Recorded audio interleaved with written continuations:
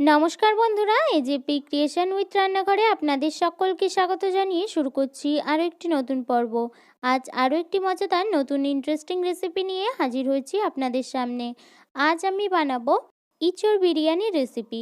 চলুন তাহলে আর বেশি দেরি না করে রেসিপিটি শুরু করা যাক। রেসিপিটি শুরু করার আগে প্রত্যেকবারের মতো আপনাদের কাছে একটাই অনুরোধ, ভিডিওটা একটু স্কিপ না করে প্রথম থেকে শেষ পর্যন্ত দেখতে থাকুন এবং রেসিপিটি ভালো লাগলে অবশ্যই একটা লাইক করে চ্যানেলটিকে সাবস্ক্রাইব করে রাখার অনুরোধ রইল। রেসিপিটি বানানোর জন্য আমি এখানে প্রথমে এঁচড়গুলোকে একটু মাঝারি সাইজের করে কেটে নিয়েছি, কেটে জলের মধ্যে দিয়ে রেখেছি। আর এখানে যেহেতু বিরিয়ানি বানাবো তার জন্য এখানে আলুগুলোকে আমি বড় বড় সাইজের করে কেটে জলের মধ্যে দিয়ে রেখে দিয়েছি। এঁচড়টা আর আলুটাকে সিদ্ধ করে নেওয়ার জন্য এখানে আমি কড়াইতে জল গরম হতে বসিয়ে দিয়েছিলাম। দেখুন জলটা কিন্তু এই পর্যায়ে ফুটে ওঠার মতো হয়ে গেছে।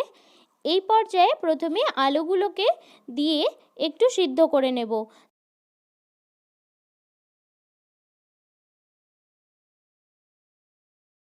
আলুগুলোকে কিছু সময় সিদ্ধ করে নেওয়ার পর তারপর কেটে ধুয়ে রাখা এঁচড়গুলোকে দিয়ে দেব। এঁচড় আর আলুটাকে 50 থেকে 60% মতো সিদ্ধ করে নেব।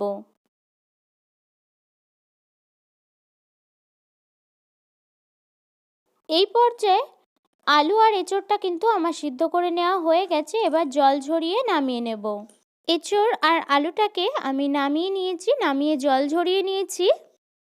এঁচড়ের গ্রেভিটা বানানোর জন্য আমি এখানে কড়াইতে তেল গরম হতে বসিয়ে দিয়েছি। সিদ্ধ করে নেওয়া আলু আর এঁচড়টা আমি জল দিয়ে ভালোভাবে একটু ধুয়ে নেব। দেখুন বন্ধুরা জলটা কেমন হয়ে গেছে। এইভাবে কিন্তু নামিয়ে একবার ধুয়ে নিতে হবে। কড়াইতে তেলটা কিন্তু গরম হয়ে গেছে।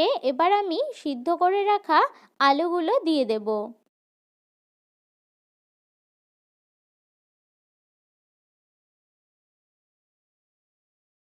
আলুগুলো ভেজে নেওয়ার জন্য এখানে দিয়ে দিচ্ছি নুন আর পরিমাণ মতো হলুদ গুঁড়ো দিয়ে আলুগুলোকে ভালোভাবে ভেজে নেব।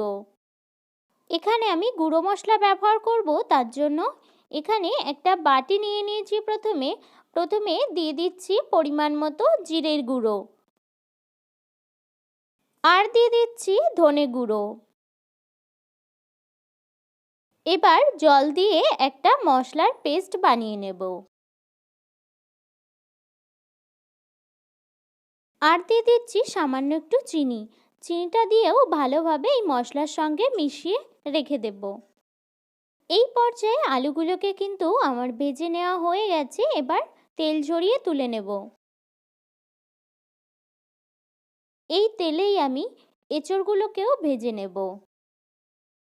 এখানে কিন্তু আলাদা করে আর নুন হলুদ ব্যবহার করছি না, এইভাবে শুধু তেলেই কিন্তু এঁচড়গুলোকে ভেজে নেব। এঁচড়টা কিন্তু আমার ভেজে নেওয়া হয়ে গেছে, আমি এবার তুলে নেব।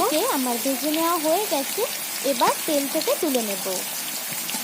এই তেলের মধ্যে এবার ফোড়ন দিয়ে দেব গোটা গরম মশলা। ফোড়নগুলো দিয়ে দিচ্ছি। এখানে দিয়ে দিচ্ছি দারচিনি, লবঙ্গ আর এলাচ। অবশ্যই যে মশলাটা বানিয়ে রেখেছিলাম সেই মশলার পেস্টটা দিয়ে দেব। মশলার পেস্টটা আমরা বানিয়ে রেখেছিলাম সেই মশলাটা কিন্তু দিয়ে দেব। এখানে দিয়ে দিচ্ছি 1 চামচ লঙ্কা গুঁড়ো। মশলাটা কিন্তু তেলে দিয়ে আমার টমেটো কুচি নেওয়া হয়ে গেছে। এই পর্যায়ে দিয়ে দিচ্ছি 2 বড় সাইজের টমেটো কুচি। আমি এখানে যেহেতু নিরামিষ এঁচড়ের বিরিয়ানি বানাবো, পেঁয়াজ রসুন ব্যবহার করছি না।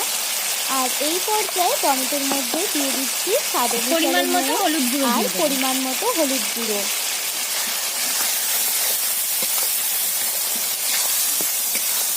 এই পর্যায়ে টমেটোটা এখানে জিরে গুঁড়ো দিয়ে দেব। এই অবস্থায় দিয়ে দিচ্ছি 1 চামচ জিরে গুঁড়ো। মশলাটা কিন্তু আমার এখানে কষিয়ে নেওয়া হয়ে গেছে। দেখুন বন্ধুরা, মশলাটা কিন্তু কষিয়ে আমি নেওয়া এবার হয়ে গেছে। আমি এখানে তেল ছেড়ে কিছু দিয়েছে পরিমাণ মশলা টক থেকে। দই নিয়ে আর নিয়েছি, এখানে সেই টক কিছু দইটা দিয়ে পরিমাণ দেবো। আমি টক দই নিয়েছি, টক দইটা এই অবস্থায় দিয়ে দেবো।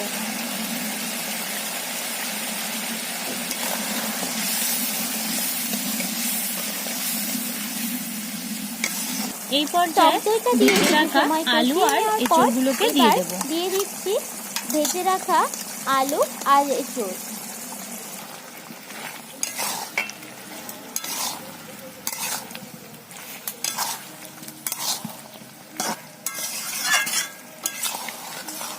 আলু আর এঁচড়টা দিয়ে কিছু সময় কষিয়ে নেওয়ার পর দিয়ে দিচ্ছি একটু গোলমরিচ গুঁড়ো, গরম আর মশলা দিয়ে গুঁড়ো দিয়ে দিচ্ছি দেবো। 1 চামচ গরম মশলা গুঁড়ো। তারপর দিয়ে দিচ্ছি 1 চামচ বিরিয়ানি মশলা। সমস্ত কিছুকে ভালোভাবে কষিয়ে নেওয়ার পর দিয়ে দিচ্ছি পরিমাণ মতো জল। এখানে খুব বেশি জল দেওয়ার প্রয়োজন নেই, যেহেতু গ্রেভি হবে। এই পর্যায়ে সমস্ত কিছুই কিন্তু ভালোভাবে সিদ্ধ হয়ে গেছে আর ঝোলটাও কিন্তু অনেকটাই গাঢ় হয়ে এসেছে। এই পর্যায়ে এবার আমি নামিয়ে নেব। বিরিয়ানি বানানোর জন্য আমি এখানে একটা বড় গামলা নিয়ে নিয়েছি। এই গামলার মধ্যে আমি একটু সাদা তেল দিয়ে দেব, দিয়ে ভালোভাবে চারিধারে মাখিয়ে নেব। তেলটা আমার চারিদিকে কিন্তু মাখিয়ে নেওয়া হয়ে গেছে। এবার ভাত দিয়ে দেব। আমি আগে থেকেই এখানে ভাত রান্না করে রেখেছিলাম, রেখে ঠান্ডা করে রেখেছিলাম, সেই ভাতগুলোকে দিয়ে দেব। আমি কিন্তু এখানে বাড়ির চালই রান্না করেছি। কিছুটা ভাত আমি এখানে দিয়ে দিয়েছি। এবার এঁচড় আর আলুর গ্রেভিটা দিয়ে দিচ্ছি। এই পর্যায়ে গ্রেভিটা আমার কিন্তু দেওয়া হয়ে গেছে। আমি এবার ভাত আরও কিছুটা ভাত দিয়ে ঢেকে দেব। এখানে এঁচড় আর আলু যে বাকি গ্রেভিটা আছে সেটা পুরোটাই এখানে দিয়ে দিচ্ছি, দিয়ে তারপর আবারও কিন্তু ভাতটা দিয়ে পুরোপুরি ঢেকে দেব। ঢেকে দেওয়া হয়ে গেছে। আমি এবার দিয়ে দিচ্ছি পরিমাণ মতো ঘি, সামান্য একটু ফুড কালার দিয়ে দিচ্ছি, দিয়ে দিচ্ছি সামান্য একটু গোলাপ জল, তারপর দিয়ে দিচ্ছি সামান্য মিঠা আতর।